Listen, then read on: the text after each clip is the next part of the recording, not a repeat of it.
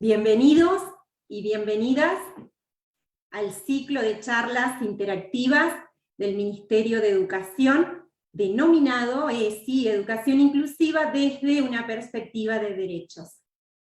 Mi nombre es Virginia Miquel Arena, pertenezco al área de Políticas del Cuidado, ESI y Educación Vial.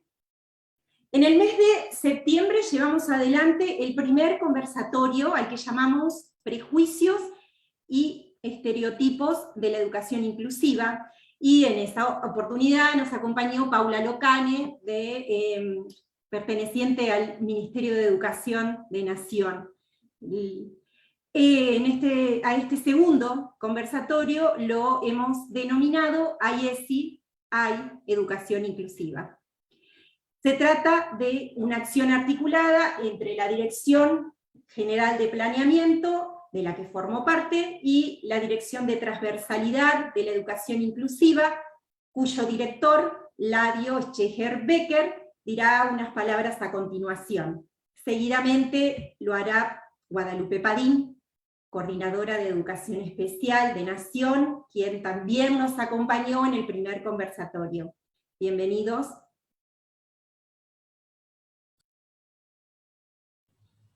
Gracias, Virginia. Buenas tardes a todos, a todas. En primer lugar, muy contentos de tener esta oportunidad de seguir instalando y trabajando un irrenunciable para nosotros como es educación sexual integral desde una perspectiva de derechos, de una perspectiva inclusiva, con el acompañamiento en esta oportunidad de Silvina Peirano, que nos va a estar acompañando y la vamos a exprimir para que nos siga permitiendo construir una agenda que nos permita y nos habilita a seguir jerarquizando la discusión, jerarquizando el debate y jerarquizando la formación docente continua. En ese sentido, agradecer a Guadalupe del Ministerio de Nación, que nos está acompañando, a los intérpretes, a las intérpretes, a las familias que nos están acompañando y a los equipos de enseñanza, equipos directivos y equipos de apoyo a la inclusión que están participando de esta propuesta. En este sentido, con una, insisto, nueva oportunidad de seguir abordando un tema que nos pusimos como prioridad en nuestra agenda, en esta instancia, instalando en ese primer conversatorio este eje de trabajo y ahora profundizándolo para así asumir un compromiso de seguir generando instancias de formación docente continua para seguir acompañando a nuestros estudiantes, a las familias, a los docentes y a los equipos de apoyo para seguir profundizando desde el paradigma de educación inclusiva, educación sexual integral y seguir haciéndolo cultura en las escuelas. En ese sentido, la oportunidad de permanentemente poner palabra y transmitir que, como no somos las voces de los que no tienen voz, sino que los que no tienen voz deben ser las voces de ellos mismos, hoy nuevamente tenemos la oportunidad de contar con los chicos del programa Nada sobre Nosotros y Nosotros, que ayer también inclusive tuvieron una actividad en el Poder Judicial, y seguir diciendo que además de que entendemos y nos posicionamos ideológicamente en el paradigma de inclusión, entendiéndolo como un movimiento, entendiéndolo como un paradigma en tránsito, pero fundamentalmente como una responsabilidad. Y en esa responsabilidad sí asumimos que la ESI de una perspectiva de derecho nos compromete y nos responsabiliza a jerarquizar, insisto, la formación, jerarquizar el debate y jerarquizar nuestra agenda en articulación con el Ministerio de Nación, con el acompañamiento de Guadalupe desde su coordinación de educación especial, con los equipos de apoyo, con las familias, con los estudiantes y con las organizaciones civiles que hoy también están participando de este Facebook. Así que para no dilatar más el tiempo, darle paso a la palabra de Guadalupe. Bienvenida a La Pampa, Guadalupe, nuevamente, y poder después escuchar a Silvina. Así que agradecerle a todos y todas los que nos están acompañando, y seguramente surgirán diferentes temas para ir recuperando y, insisto, seguir abriendo caminos, seguir abriendo el debate y seguir construyendo y diseñando una agenda que nos permita profundizar la educación sexual integral inclusiva desde una perspectiva de derecho desde la formación docente continua. Así que gracias, Guadalupe, te paso la posta y te paso la palabra. Gracias. Bueno, gracias, Ladio, gracias, Virginia, y buenas tardes a todos los que nos están mirando hoy en este segundo conversatorio. La verdad que para nosotros, desde el Ministerio de Educación Nacional, es muy importante poder acompañar en estas acciones y poder generar y seguir armando acciones en este momento de manera virtual, pero para apostar a la garantía de derechos que todas las personas tienen que tener en el sistema educativo. Hoy es el segundo conversatorio de ESI, y la otra vez habíamos hablado de los mitos en torno a la discapacidad y a la sexualidad, y hoy estamos en una instancia para poder seguir avanzando y derribando barreras en términos de las instancias que se requieren de formación para que efectivamente se entienda la ESI en el marco de los derechos, en el marco del derecho a la intimidad, en el marco del derecho a la sexualidad plena, en el marco del derecho de decidir sobre el propio cuerpo de uno, en el marco del derecho a formar una familia, en el marco de los derechos humanos que todas y cada una de las personas con discapacidad tienen que tener desde un enfoque integral.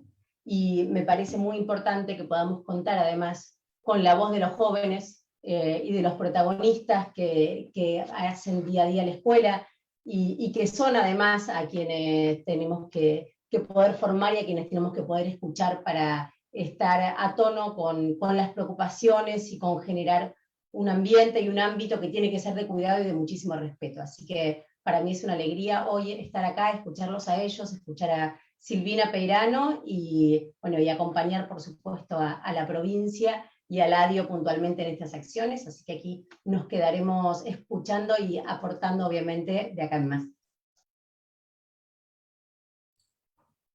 Bueno, antes de continuar, le recordamos que el conversatorio queda en el Facebook del Ministerio de Educación por si quieren socializarlo con otras personas, ¿sí? Bueno, como en el encuentro anterior, hoy nos acompañan integrantes del programa provincial Nada, sobre nosotros sin nosotros.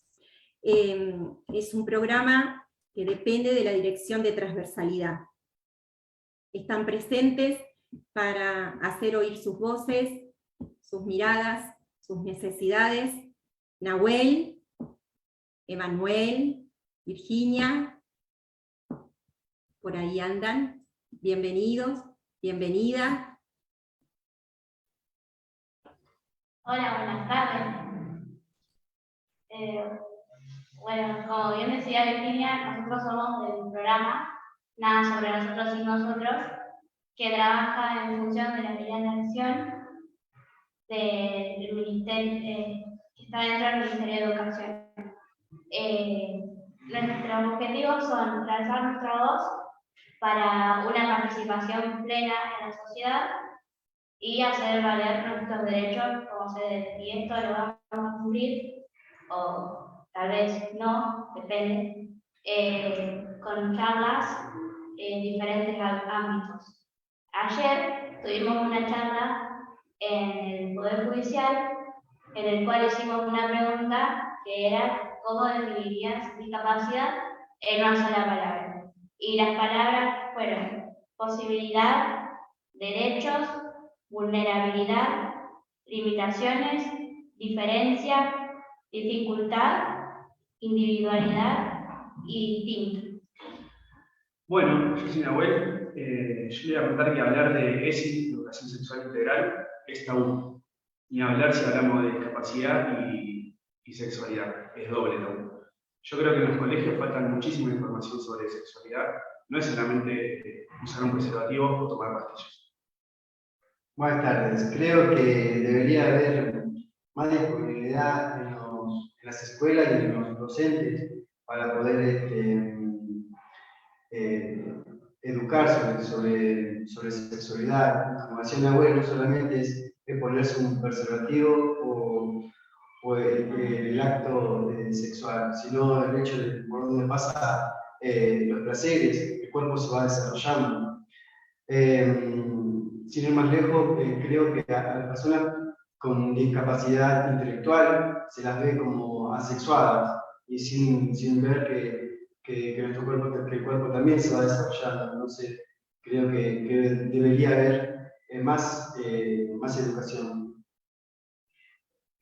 Bueno, por eso nos parece muy importante que se siga difundiendo sobre el ESI y también sobre la educación sexual inclusiva. Muchas gracias.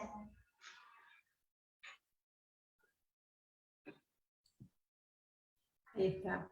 Muchas gracias por compartir sus reflexiones. Gracias, Nahuel, Emanuel, Virginia. Es tan necesario escucharlos y visibilizar estas cuestiones. Como habrán leído o escuchado, este año la Ley de Educación Sexual Integral, la 26150, está cumpliendo 15 años. Constituyó como política de Estado un aporte fundamental en la construcción de una sociedad más justa, más igualitaria e inclusiva. Y pasado tanto tiempo, nos debemos un balance sobre el camino que aún nos falta recorrer para su implementación plena en las escuelas. Hay temas que históricamente han permanecido silenciados, y Silvina Peirano, como ella misma sostiene, se atreve a poner palabras a ciertas asignaturas pendientes, se atreve a juntar dos temas, como hicieron mención los chicos del programa, a hablar de dos temas y a juntar dos temas que aún hoy se presentan como tabú, como son la sexualidad y las personas con discapacidad. Ella es profesora de educación especial, docente de educación sexual integral del Instituto Superior del Profesorado en Educación Especial, especialista en sexualidad y diversidad funcional y ex capacitadora en ESI del Ministerio de Educación de Nación. Silvina, un placer que nos acompañes hoy. Bienvenida a La Pampa. Muchas gracias. Gracias, una alegría este reencuentro. El espacio es tuyo, Silvina. Bueno, gracias por esta amorosa, comprometida y sostenida invitación. Gracias por ser este el segundo conversatorio, lo que da cuenta de lo que nos venía faltando, es decir, tener una continuidad sobre una temática que son muchas, pero a que a la vez siempre o hasta el momento la hemos desjerarquizado pensando que las educaciones sexuales de las personas con diversidad funcional o discapacidad podían remitirse solo a una charlita, y con el diminutivo, ocasional. Entonces aquí, en el agradecimiento, creo que están representados todos no diría solo los esfuerzos, sino los compromisos de un Estado presente, de políticas públicas, de una educación inclusiva. La Pampa, en este sentido, y me permito decirlo con la simpleza del caso, La Pampa es referente en mencionar docentes de apoyo a la inclusión, de hablar de perspectivas inmediatas, imprescindibles y necesarias respecto de la educación inclusiva para todas las personas, pero fundamentalmente para los estudiantes con discapacidad. Así que tenemos todo un marco referencial importantísimo. Agradecer a los y las intérpretes de lengua de señas que nos acompañan. Todo este marco es el marco al que todavía algunas sexualidades no accedieron. Por eso es tan importante esta representación en conjunto, y los dejo para el final, pero son el principio, los integrantes del grupo Nada sobre nosotros sin nosotros. Comencemos por este lema, agradecerles vuestra participación, que no sería solo una participación, sino que es lo que nos falta, ¿no? Las voces en primera persona, las voces de aquellos que no es que no tengan voz, sino que se las hemos quitado, o las hemos desconsiderado, no les hemos dado el mismo valor, y esto es lo que justamente trae este lema, Yo digo que el lema "nada sobre nosotros sin nosotros" tal vez es el lema más sexuado, más empoderado y más de grito, ¿no?, de vida independiente como vida sexual que podemos tener, así que no podrían haber elegido mejor forma de designar a este seguramente ya movimiento en este sentido.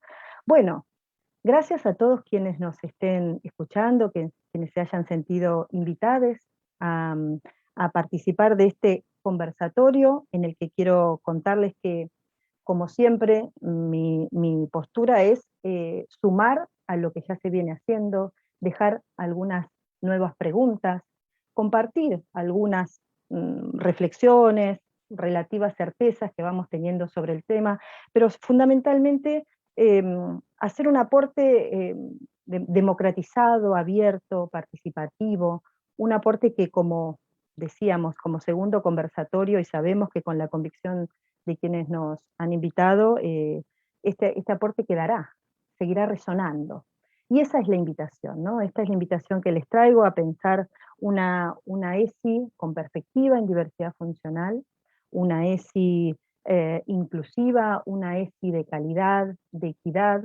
Y bueno, y si les parece, yo voy a empezar a compartir algo de lo que preparé para este encuentro. Como les digo, insisto, son posibles preguntas que nos venimos haciendo, porque lo mencionaban antes, la ESI cumple 15 años. Y sin embargo, la ESI, la Educación Sexual Integral, como una ley nacional, cumple 15 años. Sin embargo, muchos de nosotros sostenemos que tenemos grandes deudas pendientes con el colectivo de personas con discapacidad, y una de ellas, y no porque se nos pasó, sino por ideología, les diría, en gran medida, es haber desconsiderado, dejado para el final, a la sexualidad. Entonces, pensamos en cómo se construyen las personas a las que seguimos llamando discapacitadas, habiéndoles quitado lo más fundante, lo más humano, lo más subjetivo y personal, como es la sexualidad. Entonces, esta ESI que pensamos que es parte de la ESI que a todos nos debería sumar y responsabilizar, es una ESI que dice, bueno, esto de haber dejado la sexualidad para el final nos trae inconvenientes a todos. Nos debería interpelar muy fuertemente como sociedades, porque creemos que, bueno, que la sexualidad es algo que puede esperar, que no es tan importante en la vida de las personas con discapacidad, que va a llegar cuando crezcan, cuando se adapten, cuando terminen las terapias, y lo que es más interpelante aún, muchos de nosotros, desde nuestro rol o función docente, decimos, les vamos a ofrecer educación sexual integral cuando nosotros nos sintamos preparados. Entonces, esto es lo que más nos interpela como insisto, como deuda pendiente de pensar por qué creemos que la sexualidad es algo que va a llegar al final para algunos en algún momento, porque esto es lo cuestionable, ¿no? Entonces, vamos a empezar por preguntas, contrariamente a como solemos empezar estos espacios en los que venimos, decimos, a buscar respuestas, a buscar herramientas, a buscar, bueno, qué tengo que hacer y qué no tengo que hacer. Esas que yo suelo llamar no preguntas nos han sostenido, creo yo, en no respuestas. Entonces yo les voy a proponer que puedan ir viendo estas preguntas que ahora voy a leerlas, voy a compartirlas con ustedes, porque son preguntas que abren nuevos y necesarios debates. Nuestro interrogante, por hecho y por derecho, ya no puede seguir siendo si las personas con discapacidad también tienen sexualidad. Esta no es una pregunta, es una afirmación, y a la vez saber, descubrir hasta dónde vamos a sostener esta afirmación. Porque si yo les comparto 4 de las múltiples posibles preguntas que deberíamos poder empezar a hacernos para salir de esos binarismos que nos tienen enredados hace muchos años. La pregunta es, ¿la sexualidad se enseña? ¿La sexualidad se aprende? Y de ser así, ¿a quién le toca enseñarla y a quién le toca aprender? Es algo que se puede enseñar, que se puede aprender. Y lo que es más interpelante aún, si la sexualidad es un derecho. Y como toda pregunta siempre tiene una repregunta, tal vez, ¿no? Y podríamos preguntarnos, ¿y si es un derecho? ¿Para quiénes? ¿Para quiénes las garantizamos como tal?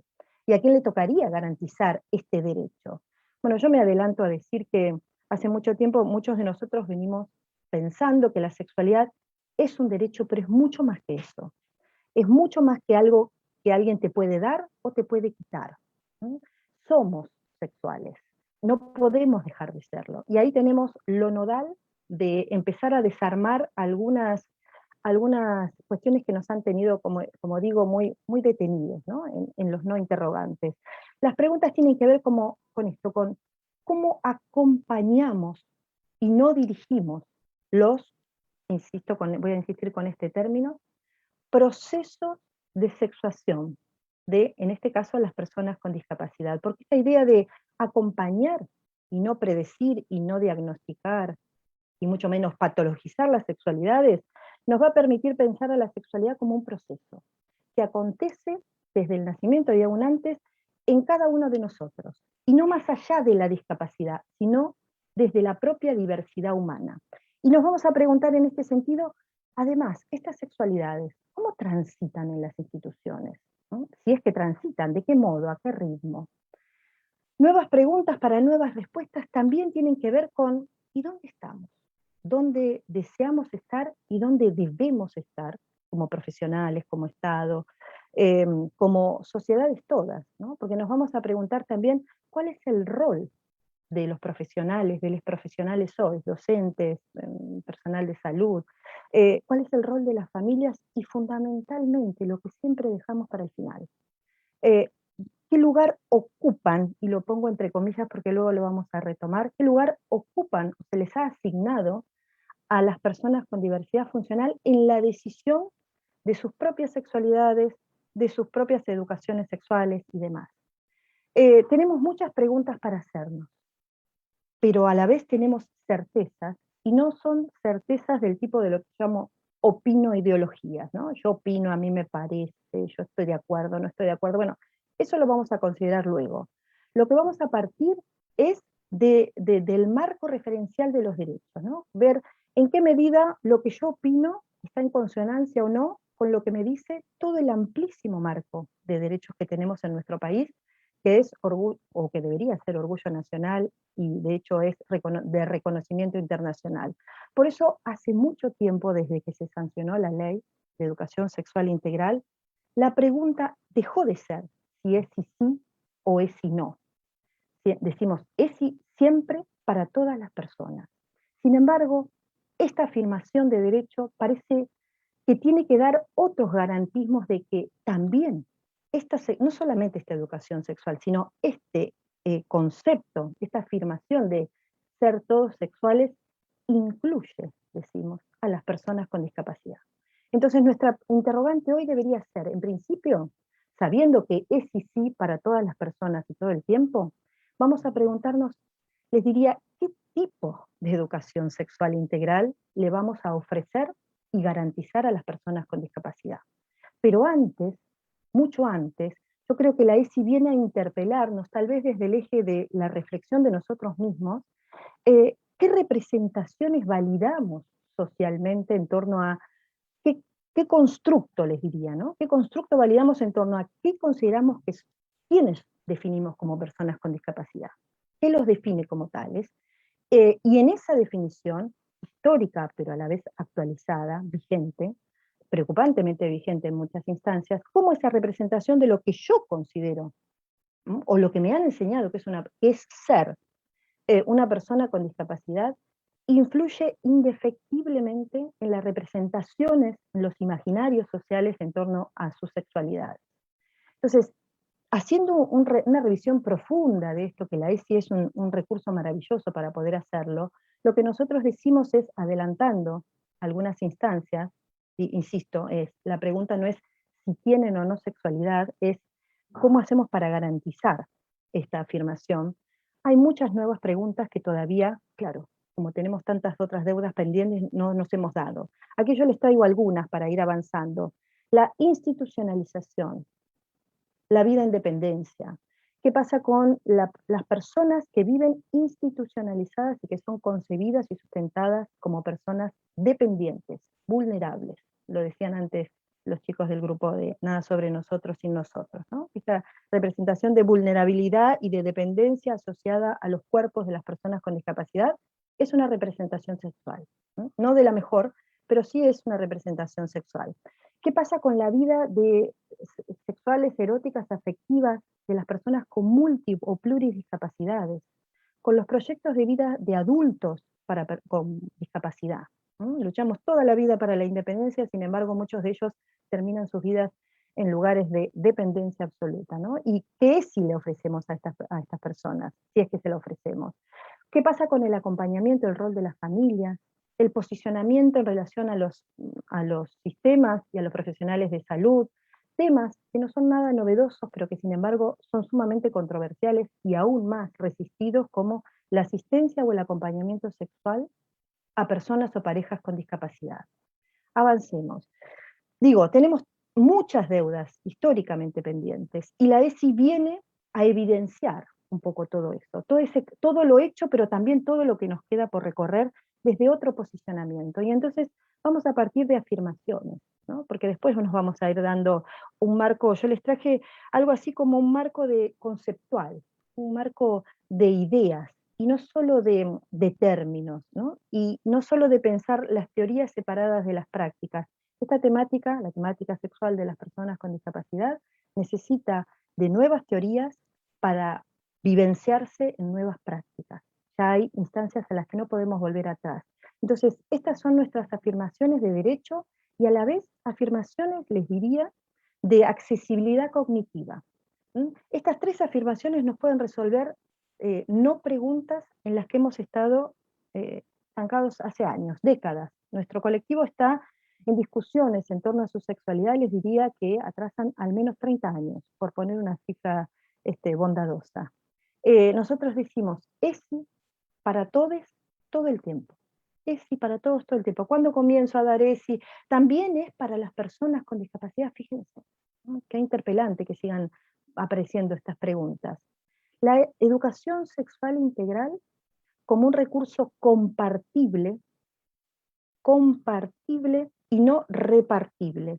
Es decir, una fundamentación, un hecho, un conocimiento compartido entre todos, ¿no? Entre todes, y no repartible, como pensábamos, esto le toca a las familias, esto le toca al profesor de biología, esto le toca al médico. Compartible fundamentalmente con los protagonistas, que siempre son los más olvidados, ¿no? Las propias personas con discapacidad, desde sus inicios y a lo largo de toda la vida. Y aquí tenemos el punto sobre el que más nos vamos a centrar hoy, que es la ESI, la educación sexual accesible, equitativa, y este punto me parece imprescindible, de calidad. De calidad, vamos a hablar un poco sobre eso. Y la otra afirmación que da nombre en gran medida a este conversatorio es: no hay educación sexual integral si no hay educación inclusiva, y viceversa. Para no seguir pensando que la sexualidad es un tema aparte, que no se relaciona con nada de lo que venimos tratando, pensando, teorizando en discapacidad. Les diría que si hubiésemos empezado por el final, es decir, por revisar esto que yo llamo los mecanismos desexualizantes, lo mencionaban antes, ¿no? Estas representaciones que seguramente Paula, querida compañera, tocó en el primer conversatorio, ¿no? Yo llamo mecanismos desexualizantes, y ya no hablo de personas con discapacidad asexuadas, porque es un término no del todo correcto, y además porque la desexualización es insisto, un mecanismo que se va dando a lo largo de toda la vida, ¿no? Es una forma de restriccionismo o de prohibicionismo sexual, más otra, en definitiva. Tratamos de convencer, y lo preocupante es cuando lo hacemos a través de la escuela, de que la sexualidad no es una instancia válida para algunas personas o para la mayoría de las personas con discapacidad. ¿Y esto es una construcción personal? No, es una construcción social, como también lo es la discapacidad. La discapacidad como construcción, como conocimiento, así como la sexualidad, no son conceptos naturales, no son idearios naturales, son verdaderos constructos sociales que validamos o invalidamos. Y en esta invalidación aparecen estas representaciones, algunas de las muchas que les traigo aquí, que muchos de nosotros conocemos, ¿no? Pero yo voy a empezar por el final. Este concepto de indeseabilidad, ¿no? No desear ser una persona con discapacidad. Nos enseñaron y hemos aprendido a que no es deseable ser una persona con discapacidad, pero tampoco tener un hijo con discapacidad. Nos enseñaron a tener hijos sanos, ¿no? Nos enseñaron también, muchas veces de nuestros profesorados, a educar a alumnos sanos también, ¿no? Con un concepto de equiparar la discapacidad con la enfermedad. Y cómo todo esto, vayamos pensando juntos, cómo todos estos conceptos también construyen o sustentan un ideario de indeseabilidad sexual. ¿Quiénes de nosotros seríamos pareja afectiva, erótica de una persona con discapacidad? Pero ¿cuándo empieza todo esto? En un profundo proceso de deshumanización, de separación, de segregacionismo, incluso fundamentalmente escolar, en el que nos hemos educado por separado. Profundamente el problema, creo que es esta deshumanización tiene que ver con que no nos conocemos, con que no nos hemos disfrutado, no sabemos, todavía nos preguntamos cómo tratar a las personas con discapacidad, cómo debemos decirles, cómo debemos mencionarlas, fíjense, formas de patologización. Y esta patologización se traduce en la sexualidad. Hemos creado un ideario de cómo es todas las sexualidades, cómo son todas las sexualidades de las personas ciegas, de las personas sordas, de las lesionadas medulares. Nos olvidamos lo más importante, la biografía, la persona, su historia, sus deseos y no solo sus necesidades. ¿Por qué? Porque seguimos validando personas con discapacidad como sinónimo de indefensión, de vulnerabilidad, de siempre víctimas, de una vida en eterna dependencia. Entonces, si esa es la construcción que validamos, es imposible pensar un concepto equitativo de sexualidad. Las asociamos al dolor, al sufrimiento, a la soledad. Este ideario de nunca van a tener pareja, nunca van a ser deseables, su vida está asignada por el sufrimiento, por el dolor. Donde hay dolor, donde hay tanto sufrimiento, no aparece la sexualidad, y mucho menos desde esos lemas que garantizamos para algunos de nosotros, ¿no?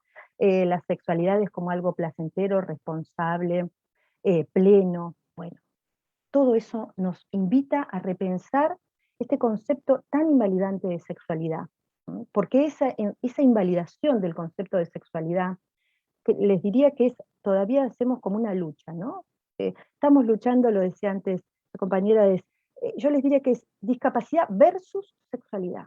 Y en esa lucha, en la que queremos unir lo que ya está unido, y que a veces nosotros caemos en nuestra propia trampa de decir, también son sexuales, venimos a dar cuenta de que ellos también tienen derechos, eso no debería ser nuestra instancia de reconocimiento, porque esta es la idea. La teoría del reconocimiento es una idea muy potente, teórica, para pensar que históricamente las personas con diversidad funcional han sido queridas, pero no deseadas. En el amplio espectro de lo que implica el concepto de ser deseante y ser deseable. Y este es un concepto que trae uno de los creadores del modelo de la diversidad funcional, como es Javier Romanach.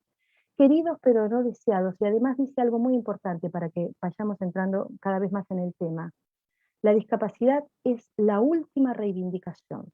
Tal vez las personas con diversidad funcional o discapacidad siguen estando en dependencia porque no son luchas en primera persona, porque no son reivindicaciones, porque no son sexualidades exigidas y ya no pedidas en primera persona, siempre son como subleídos, subinterpretados, intercedidos, ¿no? Por familias, instituciones, profesionales. Entonces, ¿qué aparece históricamente en muchas de nuestras instituciones? Porque aparece en el macro social, decimos un negacionismo al hecho sexual de las personas con discapacidad en este caso. Es decir, no es que profundamente sabemos que tienen sexualidad, es más, sabemos que existen, aunque nos los hayan ocultado históricamente. Sabemos que tienen sexualidad, decimos que tienen deseos o necesidades sexuales, pero lo más interpelante de estos procesos de negación no es solamente la prohibición a la expresión sexual, sino actuar como si no existiera. como si no la tuvieran. Vemos todo eso que llamamos conductas sexuales, que es lo que solemos evaluar. Evaluamos conductas sexuales o las que interpretamos como sexuales, pero no nos detenemos a pensar los procesos internos de estas sexualidades. No solo qué hago o qué no me dejan hacer en materia sexual, sino cómo me siento con eso. Y esto es lo que nos debería poder empezar a hacer pensar esta ESI luego de 15 años. Una ESI que no sea solo transmisión de conocimientos, que no sea solo qué tengo que hacer y qué no tengo que hacer, cuándo, a quién le toca, salir de esas preguntas para adentrarnos en lo que siempre debimos estar atentos, en la sexualidad como un hecho humano que acontece afortunadamente en todas las personas, de manera particular y diversa, sí, pero lo importante no es pensar en estas particularidades en negativo, sino pensar justamente que lo que nos hace particulares, individuales, biográficos, es lo que nos hace sexuales, sexuados y eróticos. Decimos la sexualidad como algo sustantivo en la vida de todas las personas. Y un término que quiero compartirles, que es un concepto más que un término, les diría, sexistencia. No hay vida humana sin sexualidad. No se puede existir sin negando lo fundante de toda vida, que es la sexualidad. Y por ahí deberíamos empezar, por no dar cuenta de que también son sexuales, sino por estas afirmaciones, ¿no? Por estas afirmaciones de entenderlas, comprender y sentir las sexualidades como un encuentro con nosotros mismos, a veces con un otro, pero cómo pasan o no pasan estos procesos de encuentro, yo les diría que son más desencuentros, en la mayoría de las personas con discapacidad. Y vamos a adelantarnos, no por la discapacidad, nosotros decimos, no debemos dejar de culpabilizar a la discapacidad. Esto lo hace porque tiene síndrome de Down, esto no lo entiende porque tiene una discapacidad intelectual o porque es una persona sorda. Esto pasa por una profunda segregación social que culpabiliza a las víctimas de lo que no le hemos dado. Entonces, ¿dónde debemos instalar nuestros debates, nuestras nuevas tensiones? Nuevas tensiones. En estos, por lo menos, empezar por estos 3 ejes. Quiero compartirlos brevemente para poder tal vez desarrollarlos.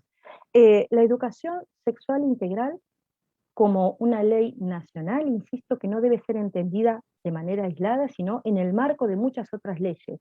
Y nosotros tenemos un documento referente como es la Convención Internacional por los Derechos de las Personas con Discapacidad, que viene a ampliar los derechos sexuales, reproductivos, digámoslo, derechos humanos, tal vez los más humanos de todos los derechos y por eso tal vez los más vulnerados, los dejados para el final, ¿no? Los que podían esperar.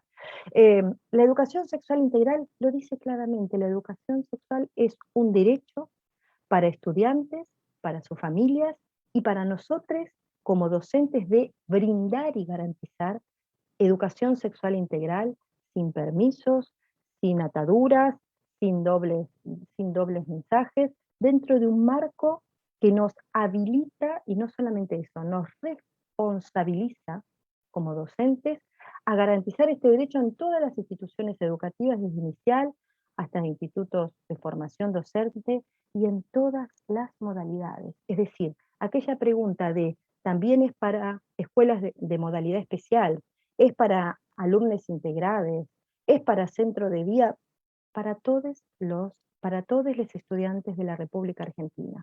Pero parece que todo este marco no nos alcanza, ¿no?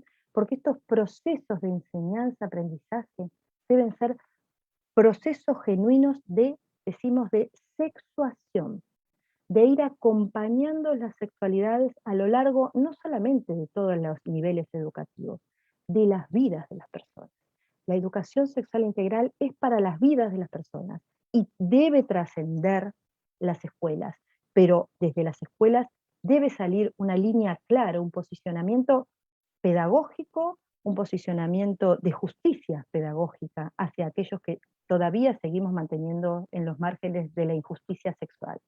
La educación inclusiva, ¿cómo no pensar la educación sexual integral en el marco de la educación inclusiva. No se puede ser sexual en una sociedad, ni mucho menos en una escuela, en una institución educativa insalubre en materia de sexualidad.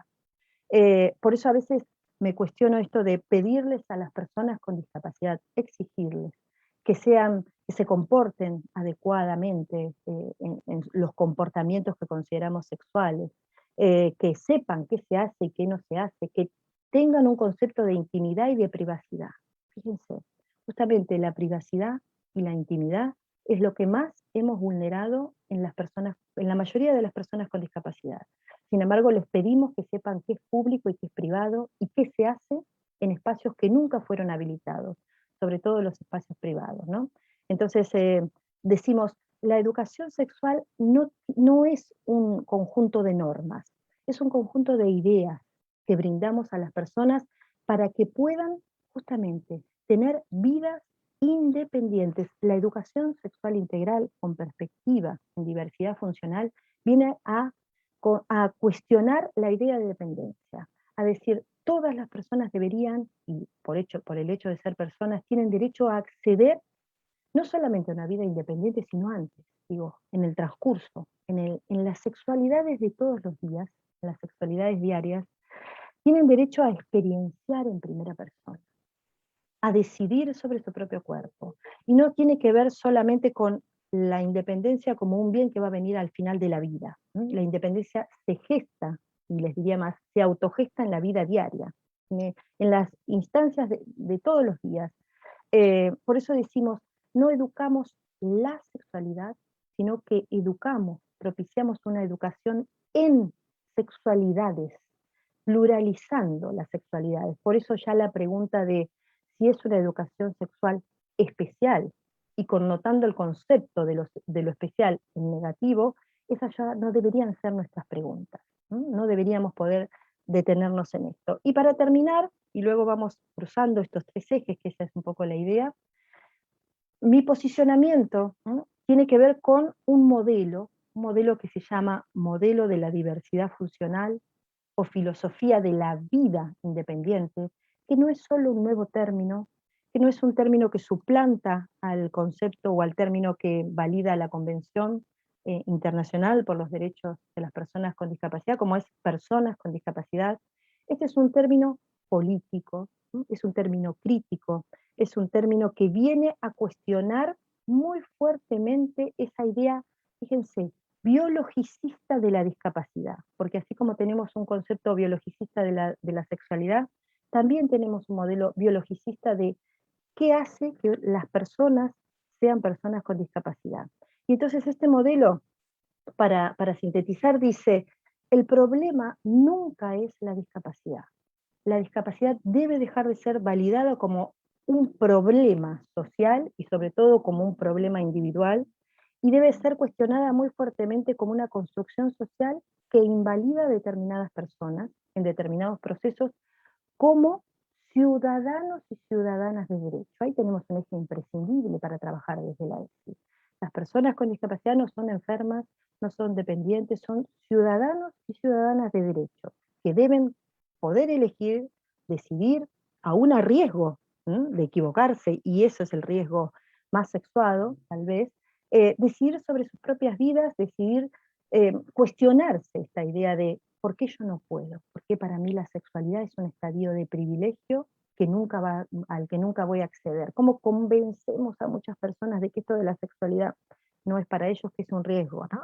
Entonces, este modelo dice, para terminar, la discapacidad nunca es un problema, el problema es la discriminación que se sufre por condición de discapacidad. ¿Y todo esto tendrá que ver con la sexualidad? Claro, por supuesto que tiene que ver.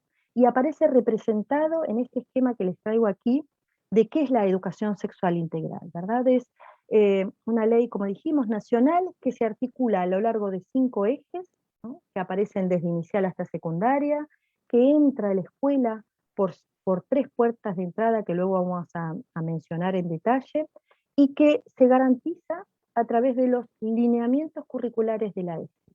Ahora, nuestra revisión fue, Bueno, ¿y a dónde aparece la diversidad funcional? Las vidas de las personas con discapacidad en esta ESI tal como la hemos entendido a lo largo de los 15 años. Bueno, esta es un poco la idea, ¿no? Cómo nos adentramos en eso que llamamos ESI con perspectiva en diversidad funcional. ¿Cómo hacemos, no que incluimos a las personas con discapacidad en la educación sexual integral, porque ya están incluidas como estudiantes? Sin embargo, esta ESI tal como hoy la validamos en muchas de sus instancias, no da cuenta de estas vidas, no da cuenta de estas sexualidades, no da cuenta de lo que acontece en gran parte, no solo de nuestras instituciones, sino en la vida individual de cada una de estas personas. Entonces vamos a partir, tomo de estas afirmaciones solo dos, que nos van a posicionar para ver todo lo que luego vamos a tratar de ver. En principio que la ESI es un recurso, un derecho para todos los niveles y modalidades educativas, lo decíamos, ¿no? Entonces cuando decimos todos los niveles y modalidades educativas, la pregunta de si también es para la modalidad especial, y en tal caso la necesidad de revisar, ¿no?, nuestros roles, funciones y alcances de qué es la educación especial hoy en la Argentina, ¿no?, y cómo debemos también interpelarnos en ese sentido. Y aquí aparece otra instancia que no quiero dejar pasar porque me parece sumamente importante, la formación de futuros docentes, ¿no? También es importante revisarla, qué perspectivas, para qué estudiantes estamos formando nuestros futuros docentes. Bueno, pero quiero detenerme en el siguiente punto, que es, como afirma los fundamentos de la ESI. No es una afirmación que se me ha ocurrido a mí. Los contenidos de la ESI deben plantearse conforme a la edad cronológica de los estudiantes. Y ahí nosotros tenemos un debate muy fuerte para dar. ¿Saben por qué? Porque todavía aparecen, yo los llamo híbridos pedagógicos, ¿no?, como combinaciones raras de una pedagogía, de un proyecto, de una propuesta pedagógica que toma, por ejemplo, dar un ejemplo gráfico y más inmediato, que toma contenidos del nivel inicial planteados para la educación sexual integral para ser brindados a estudiantes adultos o jóvenes con discapacidad. Entonces ahí tenemos para cuestionar fuertemente este concepto de qué es integral en la educación sexual integral brindada a personas con discapacidad. Seguimos separando a las personas por una intelectualidad, por un cociente intelectual a veces, ¿eh?, por una edad cronológica y por eso que nos ha hecho tanto daño, por una edad cronológica y por una edad mental. Seguimos seccionando a las personas por áreas de conocimiento, por especialistas, en fin. Nuestra invitación, que no es nuestra, sino debería ser de todos, es a zambullirnos en los lineamientos curriculares de la ESI para no solo leerlos, sino comprenderlos, hacerlos, como dice Judith Butler, vivibles para todas las personas. Ver en qué medida estos contenidos, estos ejes y estas puertas de entrada hablan o no de las vidas reales, de los avatares, de los acontecimientos de las personas con diversidad funcional. Entonces, yo les traje aquí, y esta presentación luego la voy a compartir con quienes me han invitado para que todos quienes quieran acceder la puedan tener, si la consideran válida. Nosotros hicimos un trabajo, por el que voy a pasar muy rápido para que luego tengamos tiempo para charlar, de decir, bueno, veamos los ejes y las puertas de entrada con perspectiva en diversidad funcional. Y empecemos a relatar las especificidades, porque especificidades tenemos. El concepto de especial nos ha tenido un poco confundidos. Sí que hay algo especial, ¿sí? Sí que hay especificidades en las que deberíamos poder nombrar de manera orgullosa y no estigmatizante. Pensar, por ejemplo, qué tipo de cuerpos son los cuerpos de las personas con diversidad funcional. ¿Dónde están? ¿Cómo se los muestra? ¿Para qué? ¿Se los muestra de una manera estigmatizante, como fetiches, como monstruos y fenómenos de feria, o se los muestra como angelitos, como una cuestión casi inspiracional? Todas formas de un segregacionismo que llega también a nuestra ESI y que subyace en la mayoría de las educaciones sexuales que brindamos, ¿no? ¿Qué modelos o estereotipos de belleza, pero que también qué formas de ser varón, de ser mujer, ¿no? Como estandartes de ser varón y ser mujer, sustentamos en relación a las personas con discapacidad. Y nosotros pensamos en muchos conceptos que son la desgenerización. Desgenerización.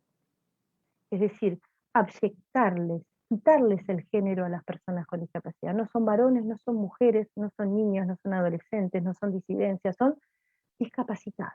Y en esa construcción invalidante se invalidan todos los otros procesos que podemos ver aquí, ¿no? Las formas de afectividad, las relacionamos más con lo afectivo que con lo sexual.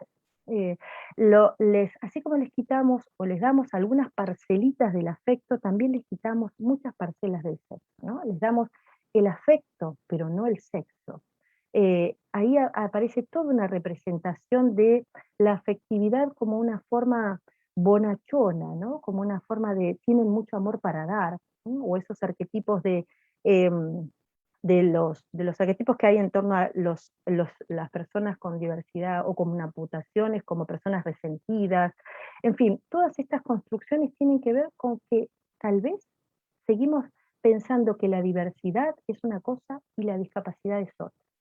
Entonces, mientras sigamos pensando que la discapacidad es un problema, y un problema personal, que cada uno tiene que solucionar, y que a la vez se suma otro problema, como es la sexualidad, todo esto que pensamos aquí es algo impensado en la mayoría de nuestras instituciones, pero a la vez en la mayoría de nuestras vidas, en las vidas compartidas o separadas de las personas con discapacidad. Entonces, hablemos no solamente de los derechos vulnerados, sino de las múltiples discriminaciones que se sufren por condición de discapacidad en la escuela. Hablemos de las instancias del autoconocimiento, del autocuidado, de los recursos, de cómo acompañamos, por ejemplo, qué tiene que ver el cuidado del cuerpo y la salud en relación a las personas con discapacidad. Y puede tener que ver con acompañar procesos de autonomía corporal para desde el autocuidado, la autohigiene, pero también para el autoerotismo, y ahí empiezan a aparecer muchas formas de representación y de funciones o roles de nosotros como docentes, pero como ciudadanos, insisto, que nos interpelan muy fuertemente, ¿no? Entonces, esta ESI es una ESI para profundizar, ¿m? Más allá de lo que nos toca, voy a pasar, más allá de lo que nos toca o nos toca hacer es preguntarnos en disposición de hacer qué, y no solamente hacer, porque ese es un concepto bastante productivista de la educación sexual. No solamente se trata de hacer más, ¿no? Se trata a veces de hacer menos y que estos procesos de hacer menos sean procesos de independencia, ¿no? También como pensamos los ejes, pensamos las puertas de entrada. Y estas puertas de entrada, imprescindible repensarnos nosotros mismos, ¿no? Es decir, dejar de separarnos por el yermo de la normalidad, ellos y nosotros, los capaces, los incapaces, mientras nos sigamos separando por condición de capacidad o incapacidad, no hay equidad posible. No hay equidad posible. Entonces, la reflexión sobre nosotros mismos viene a decir, ¿y nosotros dónde estamos? Posicionados desde qué garantismos sexuales, físicos, intelectuales, de acceso a la salud, a la educación, a la justicia, ¿no? Cómo estas relaciones son en definitiva relaciones de poder, en las que unos que nos autoarrogamos capaces, creemos que tenemos mucho para enseñarles a esos que nos consideramos incapaces, y a veces lo que enseñamos es eso, a dejar la sexualidad de lado, a resignarla, a hacer lo que llamamos a constituir la teoría del buen discapacitado. ¿Y cuál es el buen discapacitado en nuestras sociedades históricas, pero en la actualidad? El que se resigna, el que obedece, el que no interpela. ¿Por qué yo no puedo? ¿Por qué tengo que esperar? ¿Por qué no puedo tener pareja? ¿Por qué no puedo tener un sitio para mi intimidad? Bueno, todo eso viene a ser la ESI, en consonancia, insisto, con pensar y cuál es el rol de quienes nos consideramos en la actualidad aliados de las personas con diversidad funcional, pero también de sus familias, pero también de muchos de los activistas que vienen propiciando muchas instancias de reivindicación. Entonces, bueno, les traigo aquí algunas representaciones que no voy a poder leerlas a todas, insisto, es como un pantallazo general de lo mucho que tenemos para pensar, y luego nos vamos a detener sobre las familias, sobre el rol actual de las familias en relación a la ESI. Pero vamos a retomar algunos de los conceptos que aparecían antes, retomar algunas afirmaciones. Insisto, la ESI como la educación sexual integral como un valor humano, como un valor vivible en todas las vidas, y a la vez una educación sexual integral, con perspectiva en diversidad funcional, que sea, decimos, identitaria. Porque esto es lo que le hemos quitado a las personas con discapacidad. Una identidad orgullosa, porque ¿cuál es la identidad? ¿Cómo se forja la identidad de las personas con discapacidad? A partir de su diagnóstico, a partir de lo que pueden o no pueden hacer, donde se relatan, decimos, estas vidas, ¿no? Entonces, tomar las realidades diarias, vivibles, dentro y fuera de nuestras instituciones, en la vida cotidiana de esas familias que escasamente conocemos, es decir, empezar a tomar esos relatos que todavía no han sido escritos, esos saberes de familias y de las propias personas con discapacidad que creímos que no eran importantes, porque el saber estaba en nosotros pedagogos, en nosotros docentes, en nosotros, bueno, sistema médico, rehabilitador, hegemónico, que se cuela en nuestra ESI. Y esto es lo que tenemos que revisar. Revisar en qué medida estamos propiciando una ESI que llamamos capacitista. Luego vamos a ver qué es este concepto, ¿no? Cómo sobrevaloramos la capacidad de las personas para pensar que solo los capaces, o a los que construimos como tales, tienen derecho a la educación sexual integral, o aparte de ella. Entonces, ¿a qué nos invita la ESI? Para preguntarnos y a la vez intentar dar algunas respuestas de derecho. La ESI nos invita a formular un proyecto institucional en materia de educación sexual integral. Es decir, no se trata solo de una buena intencionada docente que quiere brindar educación sexual a sus chiques. Se trata de un proyecto, de un acuerdo institucional que antes, como lo decíamos al principio, tuvo que tener un currículum explícito en torno a qué posicionamiento institucional tenemos en relación a las sexualidades de nuestros alumnos, pero también de nuestros docentes y también de sus familias. Entonces, la ESI con perspectiva en diversidad funcional viene a cuestionar justamente esto. Viene a decir, todos funcionamos de manera diferente. Estas formas de vivenciar nuestro cuerpo, nuestras sexualidades, no nos hacen menos dignos ni menos sujetos de derecho, sino que esa diversidad es la que debería poder aportar a la ESI, porque históricamente hemos hecho el proceso inverso, es decir, inclúyannos, fíjense, relaten, hablen, pongan en una de las láminas del material de ESI alguna persona con discapacidad, y estas son formas de pseudointegración, ¿no? En cuántas veces volvemos a caer en nuestras propias trampas. Entonces, el modelo de la diversidad funcional viene a decir eso, viene a decir, las personas con discapacidad no son ni más dignas ni indignas en relación al resto de las personas de las sociedades con las que conviven, por este concepto que sobrevaloramos, por el concepto de capacidad. Por eso yo les decía antes, este concepto de una educación sexual integral capacitista, que cree que algunas personas van a acceder a algunas instancias de la educación sexual en función de su pseudo evaluada capacidad para entender, para ver, para escuchar, para acceder a la sexualidad y a esas formas de educación sexual. Entonces, en este sentido, ¿saben qué nos preocupa a nosotros? No tanto el concepto de discapacidad, que también, ¿sí?, sino el foco, la sobrevalorización que hacemos de a quiénes consideramos capaces. ¿Qué nos hace capaces? ¿Por qué el no caminar no me hace presuponer que ese cuerpo está invalidado para los distintos accesos a las formas, sensaciones, fantasías, idearios de la sexualidad? Entonces el capacitismo no vamos a interiorizar, digamos, no vamos a profundizar en esto, pero sí dejó este concepto que realmente hoy está tomando mucha fuerza, porque es una opresión que sí que oprime particularmente a las personas con discapacidad, y la segrega de muchos ámbitos el escolar, la salud, la justicia, pero fundamentalmente que las deja, les diría, por fuera de la corriente general del sexo, ¿no? Para ser sexuales hay que ser capaces. Es un poco el mensaje, ¿no? que nos dan por ahí. Para ser sexuales hay que ser independientes, y esa independencia entendida como independiente es el que camina solo, independiente es el que trabaja, independiente es el que tiene pareja, hijos, que tiene dinero, claro.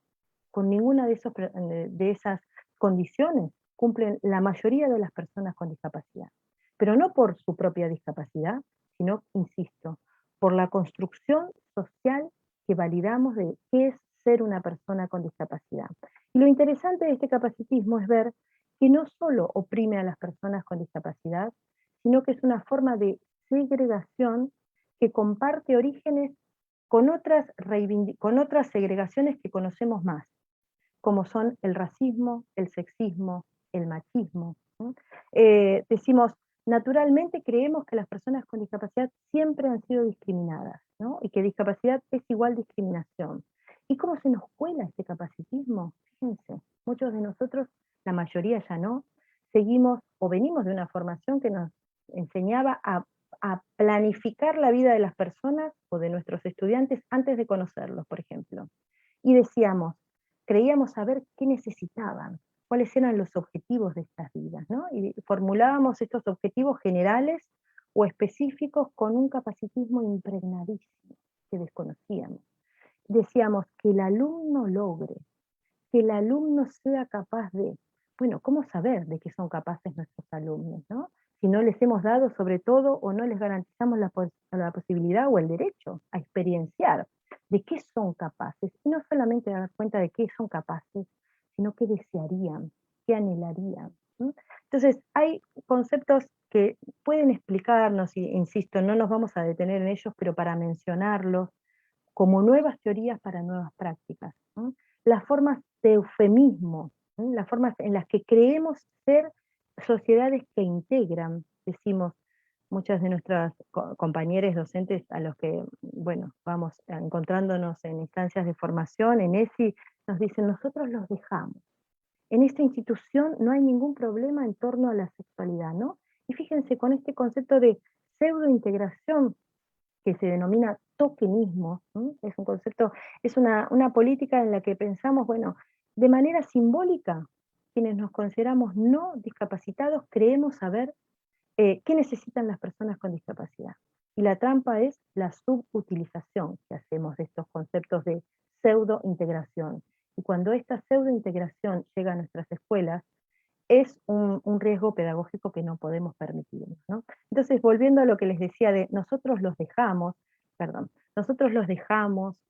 dejamos que tengan pareja, ¿qué más deberíamos poder hacer, ¿no? ¿Qué otra cosa?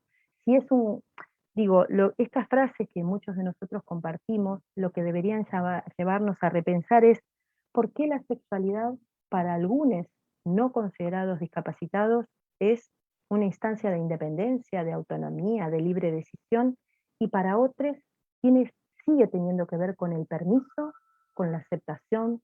Decimos, los procesos de sexuación no son procesos de aceptación. Aceptemos o no que nuestros alumnos, hijos, pacientes tienen sexualidad, son sexuales, la sexualidad va a seguir fluyendo, afortunadamente.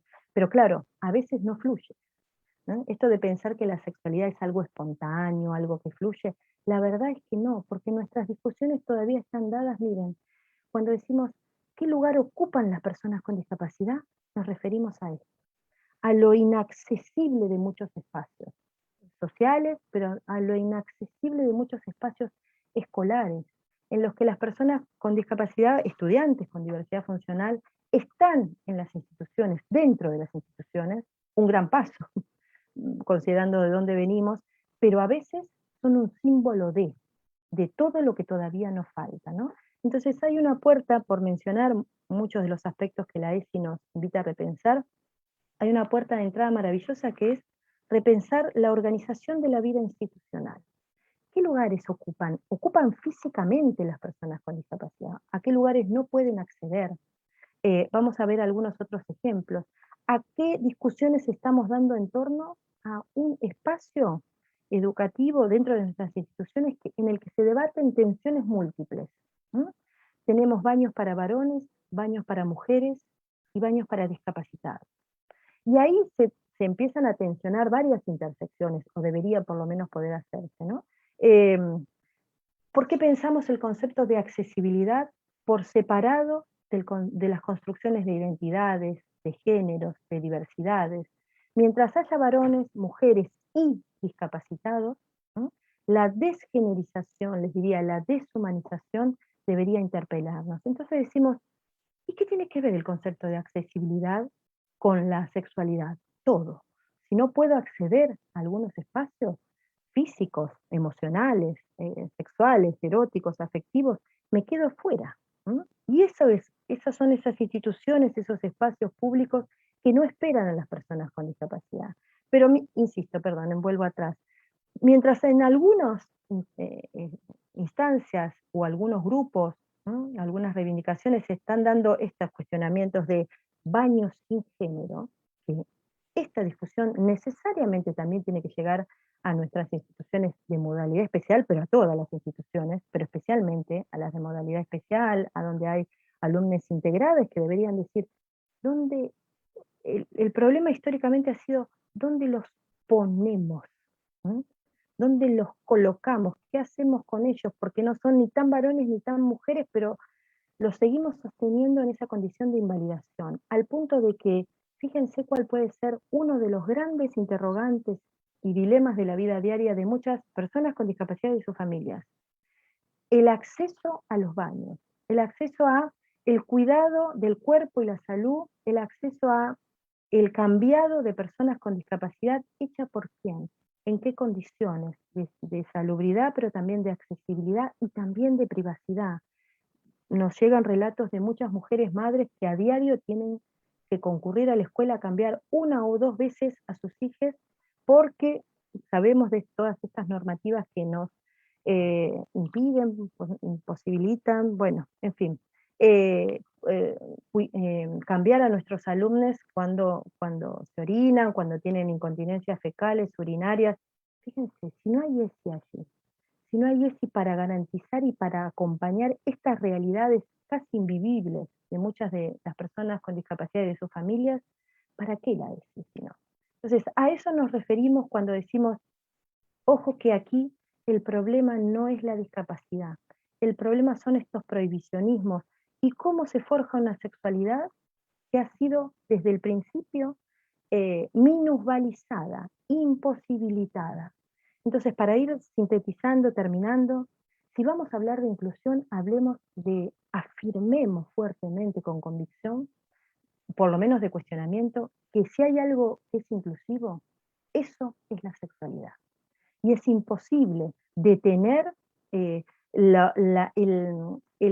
proceso de sexuación de todas las personas, porque cuando detenemos o creemos detener estos procesos, es cuando empiezan a aparecer esas que llamamos luego, en una franca proceso de victimización, conductas disruptivas, conductas desadaptadas, a las que adjudicamos a la discapacidad, y no a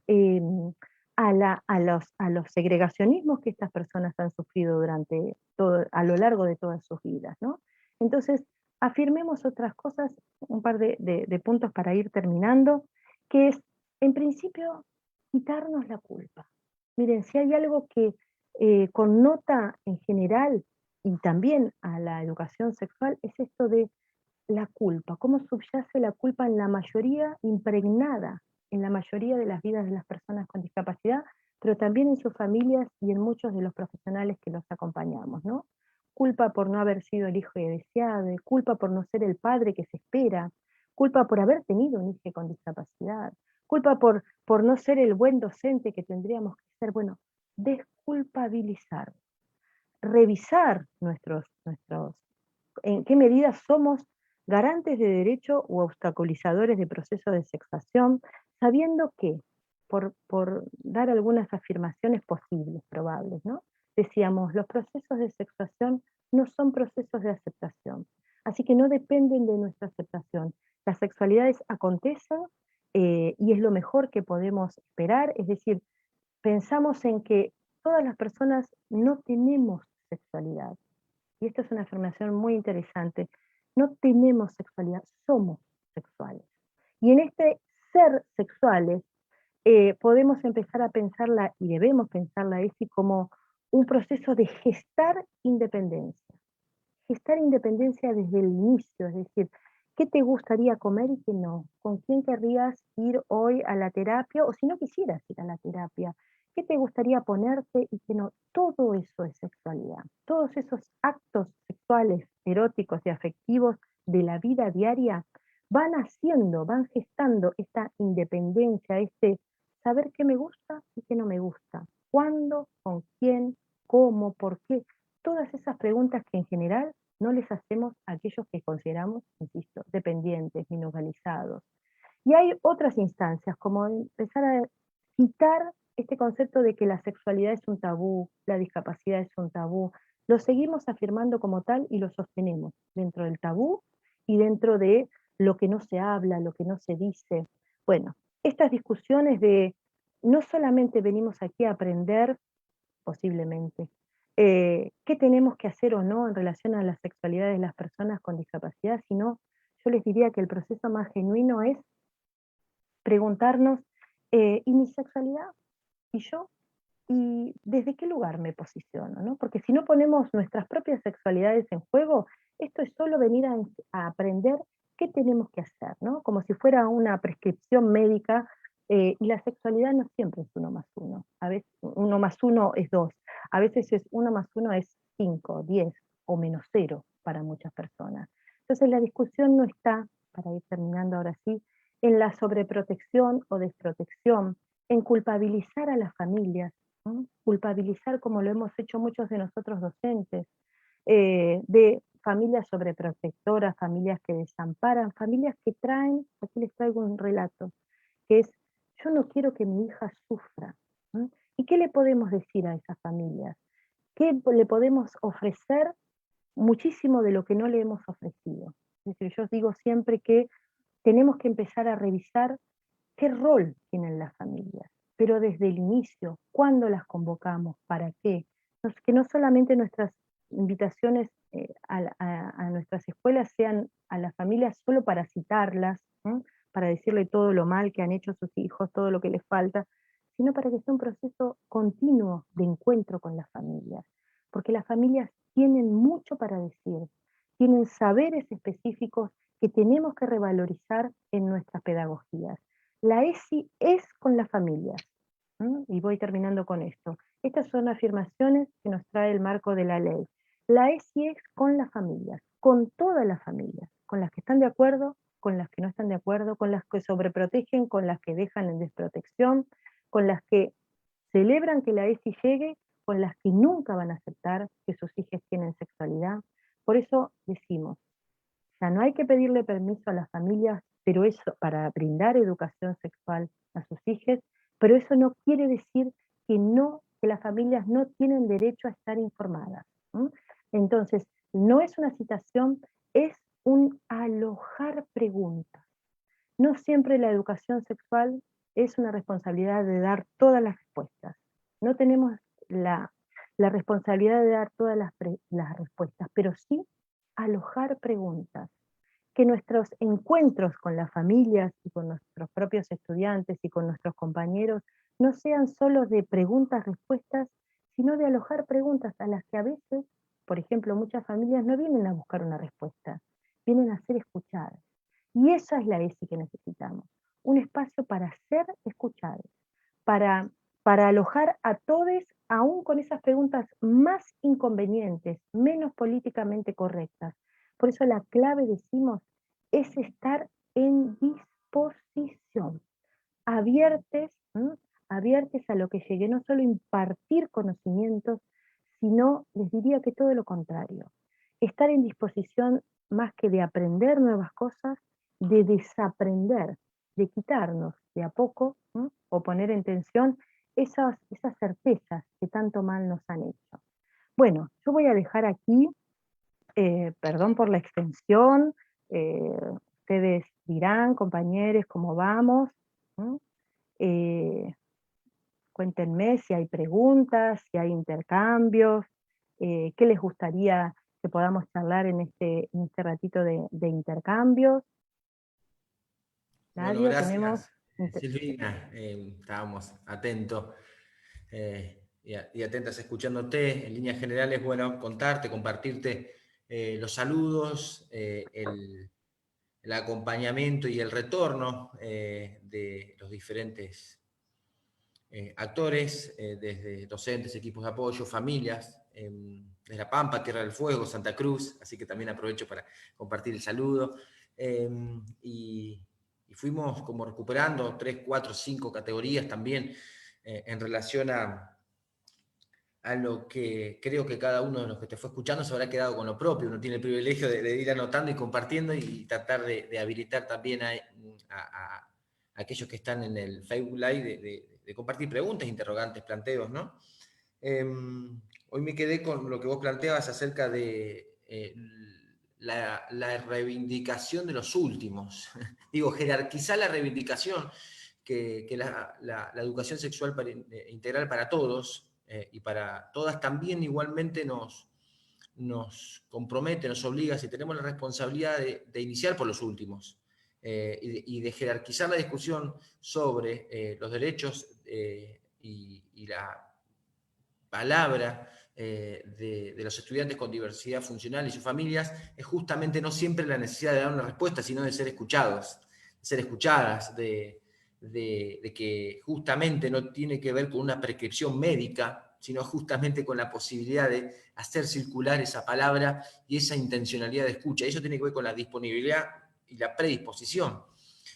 Al mismo tiempo, con la necesidad de permanentemente contextualizar y situar la discusión, ¿no? La imagen que vos hoy ilustrabas, que vos compartías, decididamente el haber permanecido, el haber naturalizado y también el haber sostenido una educación segregada, también nos pone en contradicción de pedirle a aquellos que desde un parámetro de normalidad se les pide para aquellos lugares que nunca fueron habilitados. Entonces, decididamente, hay que poner en agenda esa contradicción. Si nunca fueron habilitados para esos lugares, ¿qué les estamos pidiendo? Y en ese sentido, vuelvo a la necesidad de generar instancias de formación, de reflexión, de debate, pero también decisiones políticas ideológicas, consonantes con un paradigma y no con otro. El paradigma de educación inclusiva es nadie queda afuera, nadie queda atrás, y todos y todas en los espacios que sean accesibles, independientemente de las condiciones individuales, ¿no? En ese sentido, creo que la deuda con nuestros estudiantes, con las familias, con respecto a ESI, diversidad funcional, nos pone en agenda la reivindicación de esta discusión en términos de darle jerarquía, de darle prioridad, porque históricamente fueron y fue un tema silenciado inclusive, un tema segregado, lo hablo, ¿en qué escuela lo hablo? ¿En qué espacio lo hablo? ¿Es lo mismo lo especial que lo inclusivo? ¿Es lo mismo la ESI para estudiantes que para estudiantes con diversidad funcional? La ESI es para todos, la ESI es para todas, desde una perspectiva de derechos, desde una perspectiva de educación inclusiva. Sin embargo, no dejar de decir y poner palabra que con algunos colectivos hay que fortalecer y garantizar derechos, pero con otros tenemos el compromiso de restituirlos. Y creo que eso debe quedar bien en claro. Y ahí en La Pampa, digo, y aprovecho el Facebook Live, están los docentes, los equipos de gobierno y la decisión política en conjunto con las familias, sin que ese sea un rol subsidiario, sino jerarquizado para que sean escuchadas los estudiantes y las familias.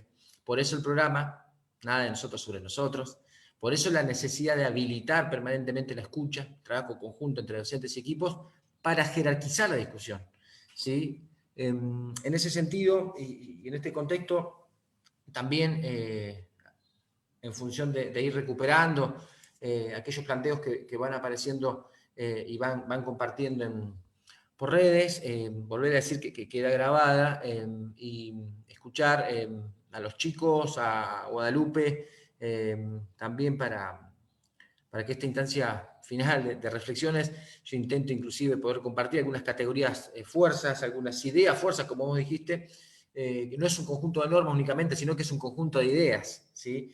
Y en ese conjunto de ideas, Silvina, y todos los que estamos compartiendo este encuentro, hay también una responsabilidad, insisto, con este concepto de si en La Pampa no hay escuelas especiales, si hay escuelas de apoyo a la inclusión, si los equipos son de apoyo a la inclusión, como vos decías al inicio de la charla, si el rol, las funciones son vinculantes a un docente de apoyo a la inclusión, decididamente no hay ESI para estudiantes integrados, integradas, no hay ESI para estudiantes con diversidad funcional y otra ESI para estudiantes de escuelas comunes. Hay ESI para todos, hay ESI para todas, debe haber ESI para todos y para todas desde una perspectiva, y es la perspectiva de derecho, pero sí la necesidad justamente de jerarquizar en función de los estudiantes con diversidad funcional y sus familias, porque también en ese sentido tenemos que restituir algunos derechos que inclusive sus voces históricamente estuvieron hasta relegadas, ¿no? Y formaron parte de circuitos paralelos. Bueno, hoy están participando, hoy están en las escuelas de nivel inicial, primaria, secundaria, jóvenes y adultos, en institutos de formación docentes y con las escuelas y con los equipos de apoyo en nuestra jurisdicción, el compromiso y la responsabilidad permanente, diaria, cotidiana, de poder acompañarnos para jerarquizar la discusión, para seguir tomando definiciones políticas desde esta perspectiva y seguir generando acciones de formación docente continua que, insisto, desnaturalice, pero también jerarquice la formación en ESI, que permanentemente explicite que no es ni especial ni común, es integral y es inclusiva. Así que, Guadalupe, chicos, comparto la palabra.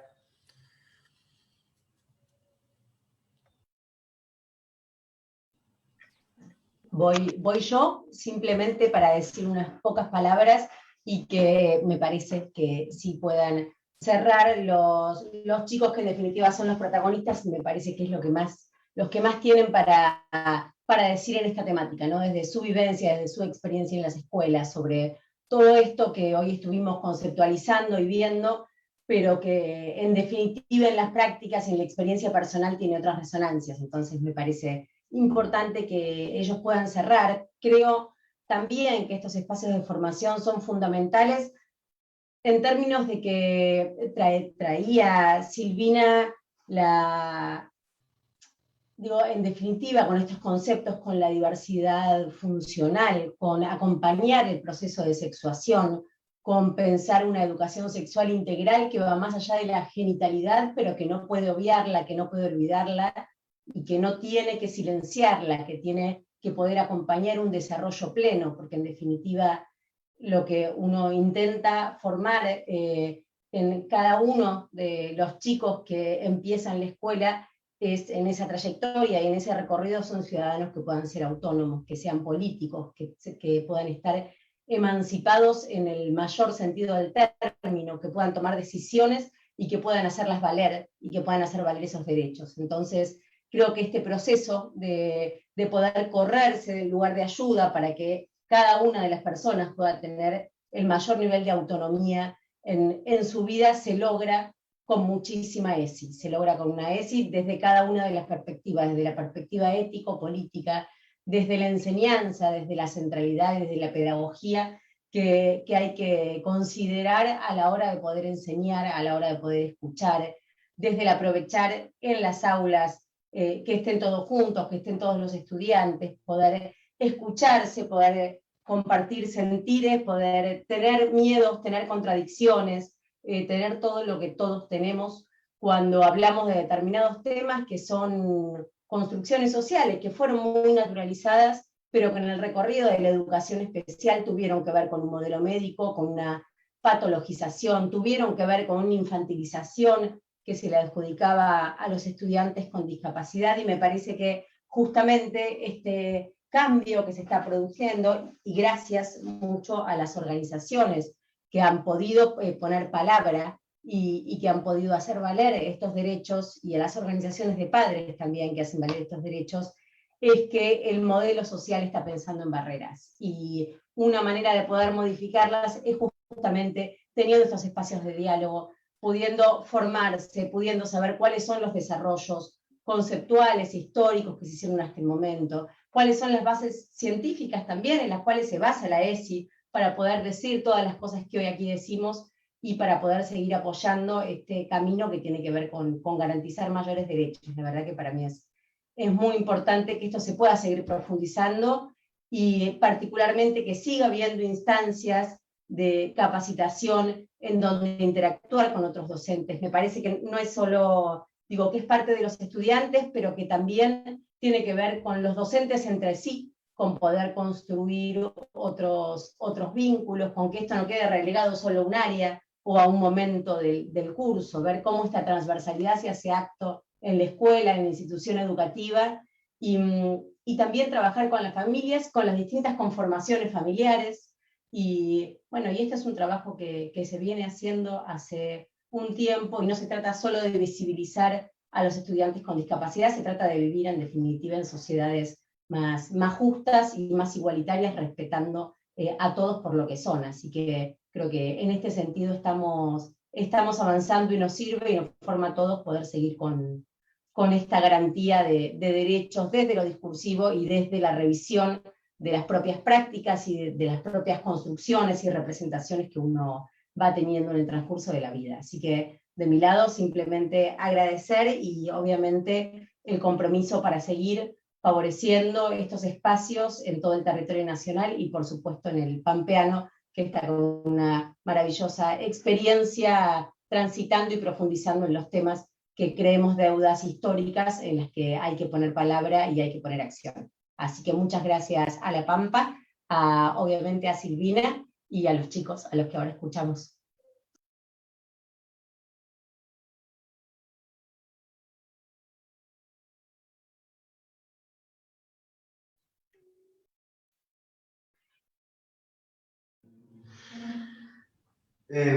Bueno, yo quisiera poder remarcar a base de lo que se estaba hablando, creo que la disponibilidad de los docentes sería fundamental. Y después, otra cosa, el hecho de que no nos miren a las personas con discapacidad como asexuados. Creo que como si fuéramos niños chiquitos. La situación que vivimos ayer fue que a un compañero nuestro, en la charla, cuando llegamos, le dijeron hola amiguito, como si tuviera, no sé, 2 años, 3 y tenía 21. O sea, no queremos que eso siga pasando. Y acá lo importante es que nosotros podamos lanzar nuestras voces y que solamente nosotros hablemos sobre nosotros y no otras personas. Y que sea revalorizada nuestras voces, que se tenga en cuenta lo que uno expone. Sin ir más lejos, hoy Nahuel decía, a base de su experiencia vivida, que él lo único que recuerda, que le enseñaron a cómo ponerse un preservativo. Acá mi compañera decía que lo único que ella tuvo fue una fotocopia y, bueno, fíjate que entendés y a base de eso es como uno se largó a la vida, ¿no es cierto? Entonces, bueno, nada, creo que haya más énfasis en el hecho de la educación.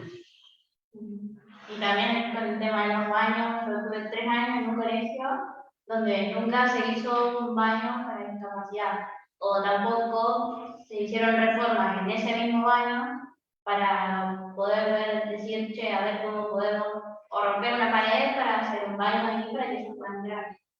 O que sea, aunque abran la puerta, capaz que ya cansaban. Así que muchas gracias por todo y por escucharnos. Gracias.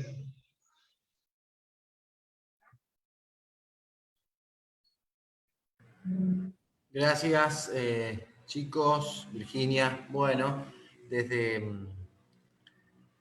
la dirección, desde el ministerio, agradecerte, Silvina, dejarte la oportunidad del cierre, de compartirnos las últimas reflexiones, agradecerles a todos los que estuvieron conectados, acompañados, va a quedar grabada para socializar y compartir. Desde este lugar agradecerles, insisto, por el tiempo, por la disponibilidad, y muchas gracias, Silvina. Sí, Ladio, bueno, yo solo unos segundos para insistir en esta conjunción de posicionamientos, de encuentros, ¿no? de encuentros múltiples que este encuentro, como segundo conversatorio de un primero, más la convicción de tal vez definir la sexualidad no con dos puntos, sexualidad dos puntos, sino como con puntos suspensivos, ¿no? Que todavía está en franca construcción, pero no como algo que nos falta, sino como algo que se sigue construyendo identitariamente, ¿no? Entonces digo, insisto que estos encuentros no son casuales, son el producto de muchos trabajos que se van conjugando y que nos vamos encontrando por convicciones. Yo dejo las mismas, me sigo yendo con las preguntas, ¿no? Y no con las respuestas. Me voy con esas preguntas que cada uno tomará algunas, le dará respuesta, no. Muchas de estas preguntas, la verdad es que justamente no se pueden responder en soledad, se responde con otros, con otras, sabiendo que entramos para acompañar en algunos procesos, pero la ESI es también salir para justamente lo que decían los chicos de Nada sobre nosotros sin nosotros, ¿no? Procesos de vidas independientes, sexuales, eróticas, afectivas, y sobre todo de pensar que nuestras sexualidades tienen que ver mucho más con un compromiso ético y no con un compromiso moral. Me parece que la educación sexual integral pensada como algo específico y no especial para personas con diversidad funcional y para nuestras sociedades justamente tiene ese valor. Es un valor ético que transmite algo de lo que a muchas hemos privado, es decir, la educación sexual integral desde estas perspectivas viene a aportar a la ESI. Y esto me parece que es el mayor valor. Es un valor que tiene equidad, digamos, que ofrece equidad, pero que es en sí mismo equitativo, ¿no? Aquellos que siempre consideramos pasivos, pacientes, enfermos, que debían aún recibir pasivamente una ESI que no pidieron, y los chicos los decían, ¿qué ESI están deseando? ¿Qué ESI están necesitando? Si eso es pensar una ESI adaptada, si eso es pensar una ESI especial, bueno, deberíamos reconsiderar que todas las ESI son adaptadas, que todas las ESI son especiales, en tanto sean hechos biográficos para cada uno de nosotros, ¿no? Y pensarnos en eso, en biografías personales, en biografías sexuales. Para terminar, ¿saben cuál es el proceso más genuino que creo que traen estas instancias? Es que venimos para ver qué tenemos que enseñar y nos vamos pensando cuánto tenemos para aprender, ¿no? En cambiar los roles, ¿no? De quiénes son los que enseñan, quiénes son los que aprenden, en un franco proceso de interdependencia, un concepto maravilloso que nos quita quiénes son los capaces o los incapaces. La ESI es un valor interdependiente en el que todos necesitamos aprender, enseñar, cuidar, ser cuidados, pero siempre desde la más profunda ética amorosa, amatoria, pedagógica, y nuestras escuelas deben ser un espacio para eso, para reencontrarnos. Gracias a todos, a los intérpretes, a toda La Pampa, realmente, bueno, con la experiencia en otras provincias, indefectiblemente están haciendo un recorrido que esperemos sea un recorrido que muchas otras provincias pronto puedan seguir y acompañar, y ustedes sean en gran medida, bueno, precursores de lo que va llegando. A veces tarde, pero convicción y con fuerza de lo imparable, así como la sexualidad. Gracias a todos, de verdad. Gracias, Silvina.